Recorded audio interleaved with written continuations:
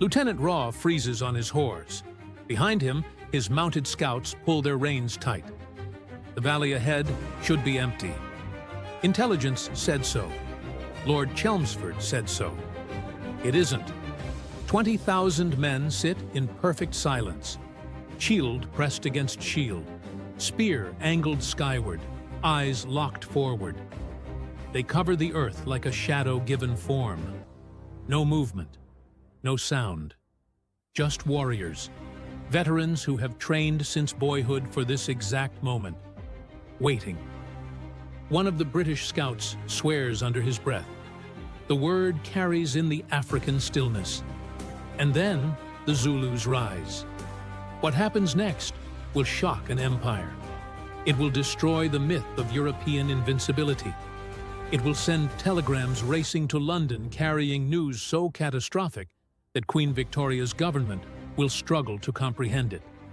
In the space of 5 hours, the most powerful military force on Earth will be annihilated by men armed primarily with stabbing spears and cowhide shields.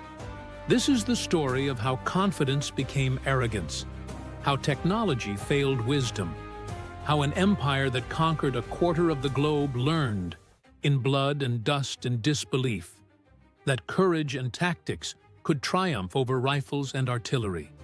This is the story of the Anglo-Zulu War, South Africa, 1878. The British Empire is hungry, not for food, for consolidation. Lord Carnarvon, Secretary of State for the Colonies, wants to extend British imperial influence in South Africa by creating a federation of British colonies and Boer republics. Think Canada, but in Africa. One unified territory under the Union Jack. Neat, profitable, inevitable. There's just one problem. Between British Natal and the Boer territories sits an independent kingdom that refuses to bend. The Zulu nation, 40,000 warriors strong, led by a king the British have underestimated from the beginning. His name is Cetshwayo Kampande. Born around 1826, Cetshwayo stands somewhere between 6'6" and 6'8", weighing close to 350 pounds. He's not just physically imposing, he's politically brilliant. After defeating his brother Imbuyazwe in the Battle of Isandlwana in 1856, Cetshwayo became the de facto ruler of Zululand even before his father's death. When he officially took the throne in 1873, he inherited a kingdom with a proud military tradition and an army that made neighboring powers nervous. But Cetshwayo doesn't want war. He wants peace, diplomacy, sovereignty. Initially, his policy is to hold back his troops, remain on the defensive, and hope to negotiate a settlement. The British, however, need a pretext. Enter Sir Henry Bartle Frere, the British High Commissioner. In December 1878, Frere issues an ultimatum designed to be impossible to satisfy. The Zulus must dismantle their military system within 30 days and pay reparations for alleged insults. Disband your army in a month. For a warrior nation, this isn't negotiation. It's erasure. Cetshwayo doesn't respond. What response could there be? On January 11, 1879, without authorization from London, Lieutenant General Lord Chelmsford crosses the Buffalo River at Rorke's Drift and invades Zululand with a force of over 16,000 men. The war has begun. Lord Chelmsford is confident. Too confident. He initially plans a 5-pronged invasion of Zululand designed to encircle the Zulu army and force it to fight. As he's concerned, the Zulus will avoid battle and slip around the British into Natal. He ultimately settles on 3 columns, with himself commanding the center force, the main strike force meant to drive straight to Ulundi, Cetshwayo's capital, and crush the Zulu military in one decisive blow. Chelmsford has experience in colonial warfare. He's fought in India, Abyssinia, against the Xhosa. In every theater, the pattern has been the same. Disciplined European troops with modern weapons dominate indigenous forces with inferior technology. He expects the same here. His soldiers carry Martini Henry rifles, breech-loading, single-shot rifles that fire massive soft lead slugs. The bullet flattens on impact, causing massive tissue damage, a real man-stopper. His artillery includes 7-pounder guns. His tactics rely on volley fire. Calm, experienced troops delivering devastating firepower in coordinated waves. On paper, it's overwhelming. But Chelmsford makes a critical decision. When he pitches camp at Isandlwana on January 20th, he does not follow standing orders to entrench. The camp is meant to be temporary, a forward staging area. Why waste time and labor building fortifications? It's a decision that will haunt him forever. The Zulu army reaches its position in easy stages, marching in 2 columns within sight of each other, but a few miles apart to prevent surprise attack.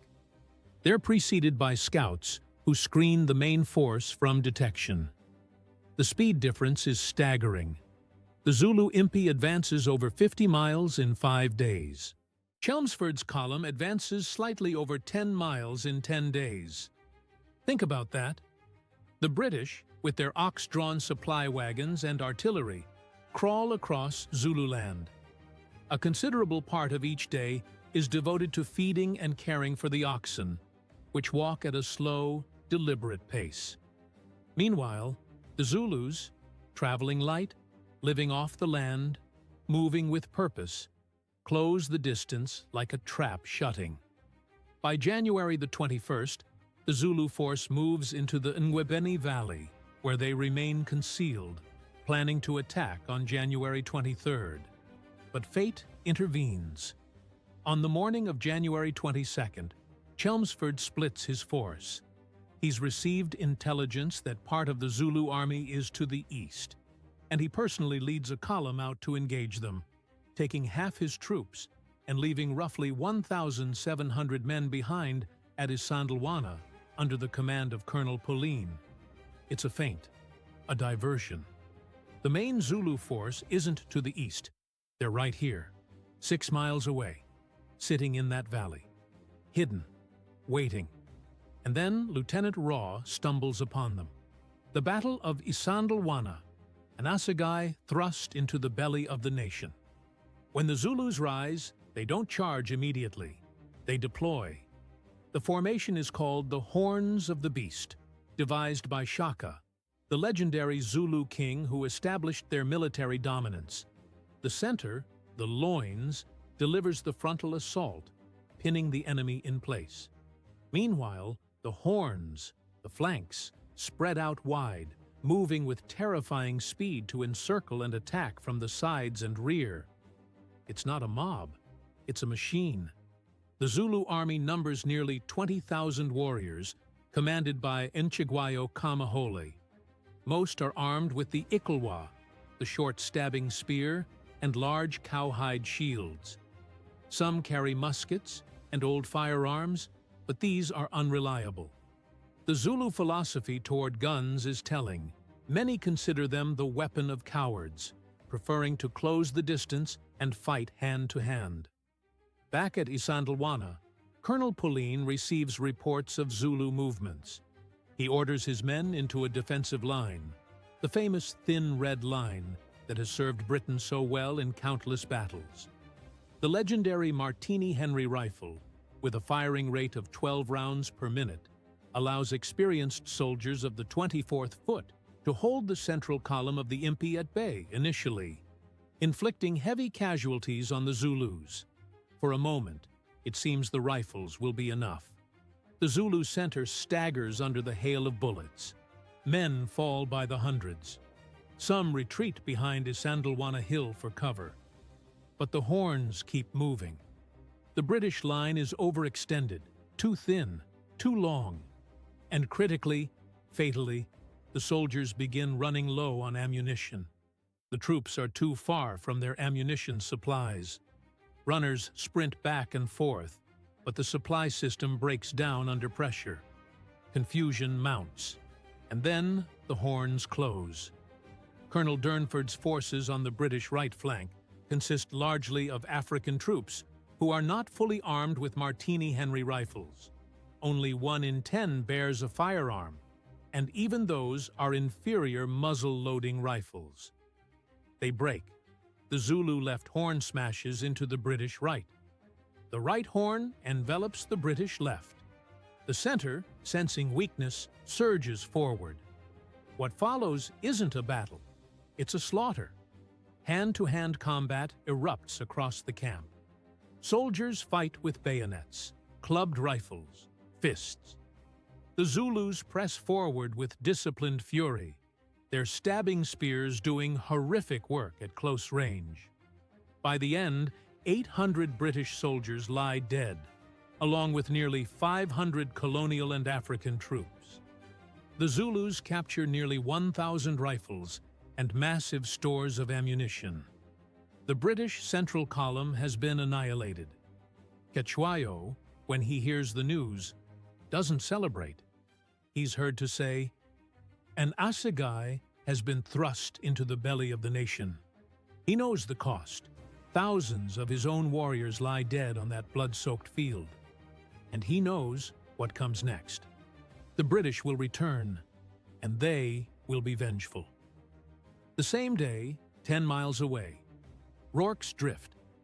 The sun is high when 2 exhausted riders gallop into Rorke's Drift with catastrophic news.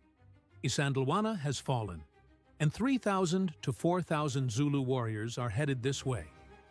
Rorke's Drift is a mission station, a former trading post converted into a supply depot and hospital. It sits on the Natal side of the Buffalo River, the border between British territory and Zululand. The garrison consists of just over 150 British and colonial troops, with about 30 men sick or wounded in the hospital. Most are soldiers from B Company, 2nd Battalion, 24th Regiment of Foot, under Lieutenant Gonville Bromhead. Lieutenant John Chard, a Royal Engineer, is the senior officer present. They have a choice: flee or fight. Given the difficulties of transporting the hospital patients, they decide to make a stand and attempt to fight off the enemy. They have hours, maybe less, to prepare. Frantically, they stack mealie bags, corn sacks, and biscuit boxes to form makeshift walls around 2 buildings, the storehouse and the hospital. They create a perimeter, a redoubt inside the perimeter. Fallback positions. At 4:30 p.m., the Zulu Undi Corps arrives. Warriors who weren't engaged at Isandlwana and are eager to prove themselves. They're led by Prince Dabulamanzi Kampande, Cetshwayo's half-brother. The Undi Corps consists of men in their physical prime, around 30 years old, hungering for pride and social status. In Zulu military culture, only veteran regiments who had won glory in battle were awarded the rights to marry. These men need a victory. They attack. The assault is relentless. The Zulu warriors are not suicidal fanatics, but cunning, courageous, and highly athletic light infantry skilled in using their traditional weapons. They probe for weaknesses. They set fire to the hospital's thatched roof. They press forward in waves, absorbing devastating rifle fire, pushing closer, closer, always closer. The British defenders fire until their rifle barrels are too hot to touch. By dawn, the British have fired 20,000 Martini-Henry rounds and repelled numerous hand-to-hand assaults with the bayonet. Inside the burning hospital, something extraordinary happens. As the Zulus break through and begin killing patients in their beds, the defenders fight a room-by-room retreat, hacking holes through the walls to drag wounded men to safety. Some patients are saved, others aren't. The perimeter shrinks. The British fall back to the inner redoubt. Ammunition runs low. Exhaustion sets in. And then, as dawn breaks on January 23rd, something unexpected happens. The Zulus are gone. When daybreak comes, a sleep-deprived British force discovers that the Zulu force has disappeared. Later that morning, Lord Chelmsford's column arrives, the same force that left Isandlwana before the battle began. They find the garrison battered, bloodied, but standing. Around 400 Zulus lie dead on the battlefield. Only 17 British soldiers are killed, though almost every man in the garrison has sustained some form of wound. 11 Victoria Crosses are awarded to the defenders, 7 of them to soldiers of the 24th Foot, the most ever received by a single regiment for a single action. The contrast couldn't be starker. On the same day, the British Army suffers its worst defeat against an indigenous force at Isandlwana and achieves one of its most legendary defensive victories at Rorke's Drift. On February 11th, news of the defeat at Isandlwana reaches London, one of the major shocks to British prestige in the 19th century. The public reaction is electric. Newspapers run banner headlines. Parliament erupts in debate. How could this happen? How could a modern army be destroyed by savages armed with spears? Queen Victoria's government is humiliated. The British government in London had not been fully briefed by Frere about the intended attack on Zululand and initially was not overwhelmingly in the mood for war. But now it's about saving face. The arrival of the news galvanizes the British government into a full-scale campaign. Reinforcements are dispatched immediately. 7 regiments, 2 artillery batteries, Gatling guns. The gloves are off. This time, there will be no mistakes. The Zulu victory at Isandlwana changes British tactics forever. In none of the other engagements of the Zulu War do the British attempt to fight again in their typical linear formation in an open-field battle with the main Zulu impi.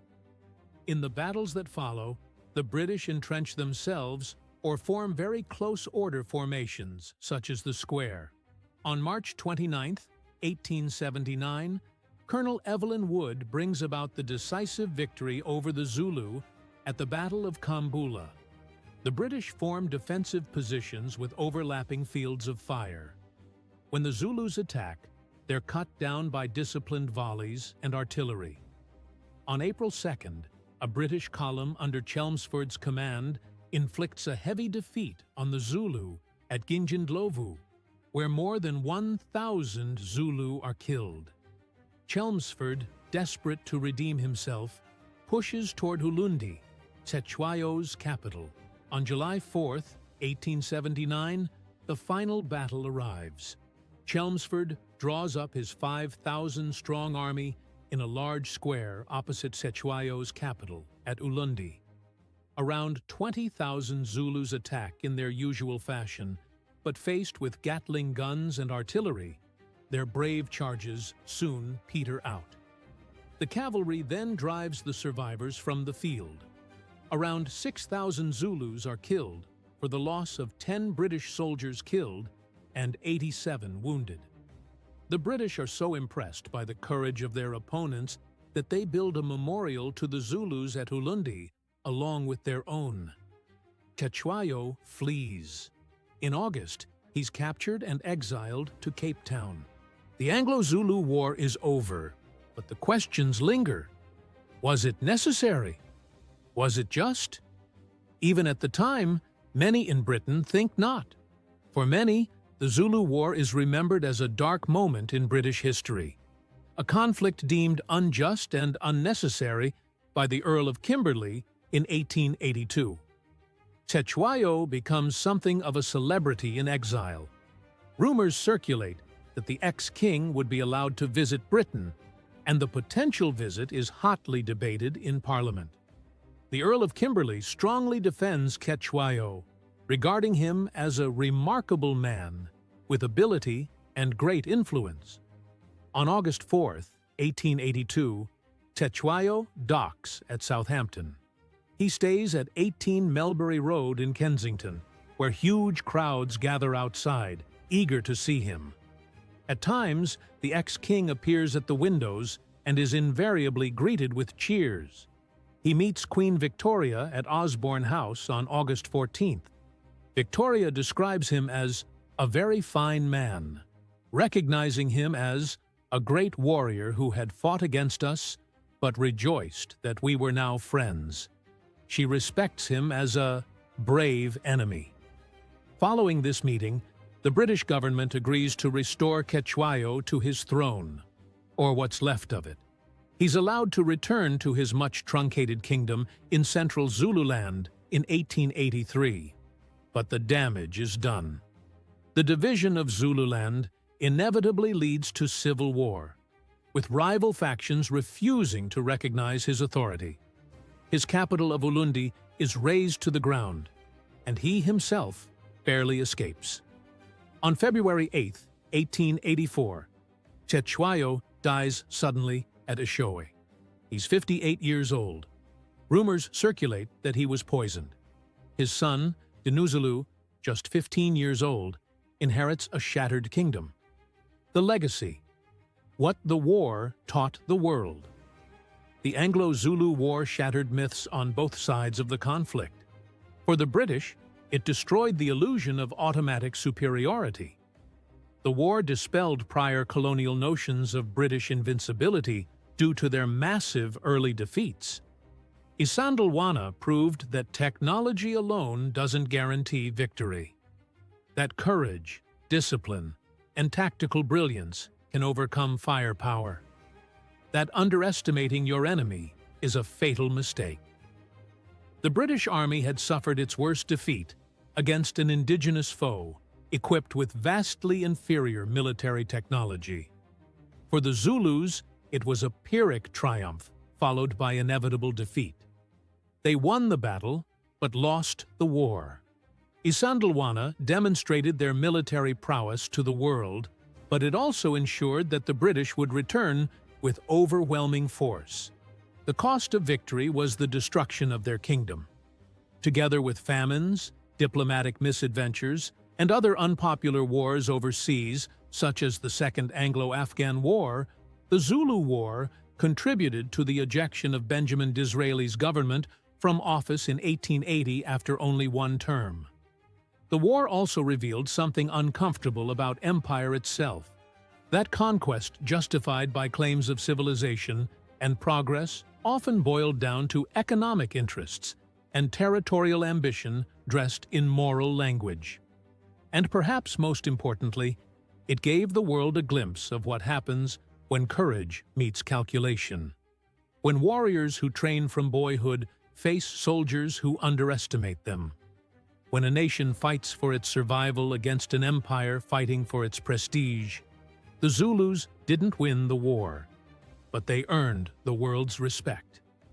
January 22nd, 1879, 11 a.m., Ngwebeni Valley, Zululand, back to that moment. Lieutenant Raw, frozen on his horse. 20,000 men rising from the earth. The moment before the storm. Later, survivors will describe the sound. The war cry of the Zulu impi rising like thunder across the African plain. The ground shaking under thousands of feet. The shields flashing in the sun. They will describe the discipline, the precision, the terror of facing warriors who show no hesitation, no fear, only purpose. They will describe how quickly confidence became chaos, how rifles that seemed invincible suddenly felt inadequate, how men who thought themselves superior learned humility in the worst way possible. But in that frozen moment before the charge begins, before history pivots, one truth is already clear. The British came to Zululand expecting an easy victory. Instead, they walked into the jaws of the beast, and the beast was ready.